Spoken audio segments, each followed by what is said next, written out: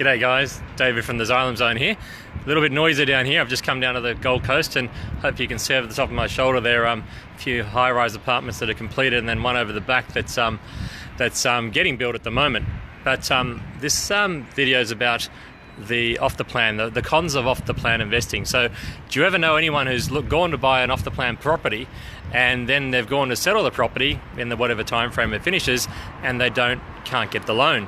They might have saved a 10% deposit, but due to some change that they weren't aware of, now the bank's willing to give them a loan for 80% or 70%, 60%, 50%. So there's lots of reasons this can happen. So off the plan is fraught with risk if you don't know what you're doing. In saying that, my first few purchases were off the plan, but I did a lot of work to understand that process before I started.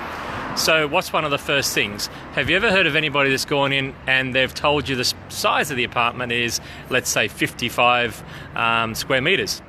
And you've taken that was the space, and you've gone to the banks, and then the banks have said, well, actually, that's actually the external space, which includes not only the internal of the apartment, but that also includes the car park, the balcony, any storage space. If you take off the external areas I've just mentioned, the internal space is just 42 square meters.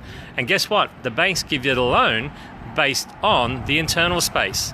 And if it falls below 50 square meters, as a rule of thumb, some banks are a little bit lower now, they will drop your LVR, your loan to value ratio, down to 80%, 70%, 60%, and you may have to put in a much larger deposit and say 20 or 30 or 40%, which could be massive if you've massive if you don't have the money. And obviously if you don't have the money, you may actually be in a situation where you have to default and not settle on the property, and you could put your money at risk as well. So off the plan's got a lot of risk to it. Jump onto our homepage and our website if you want to learn a little bit more about your buying power, LVRs, and how that works. It's crucial you understand those finance principles before you jump on. I'm just giving you some fundamentals on there. I'm not a broker, but I work with a lot of brokers, and then you can go to a broker and then find out how much you can borrow, and then he can also check. Another big thing to look at, especially I come down at the Southport in the Gold Coast at the moment, and next door is that one go by. Next door is Surfers Paradise, and these areas are famous for getting black banned by banks where there's too much oversupply, and they might not even give you a loan in a suburb, or they drop the LVRs down as low as 50%. So you really need to check with your broker also and find out what the zoning is for the property as well.